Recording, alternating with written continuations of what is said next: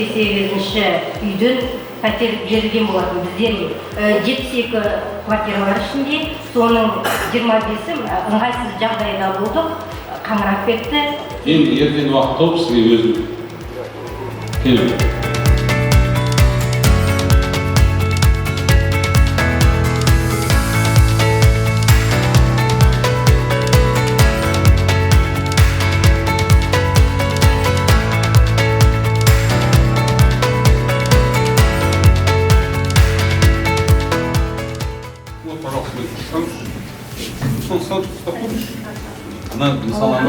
Анау пәтерде қарасаңыз, анау батареяның сұп-сұп болып тұр, ішінде не? Ауа бар.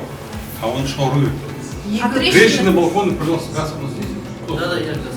Пройдите, посмотрите. Если есть нужно, значит, надо привести в соответствие.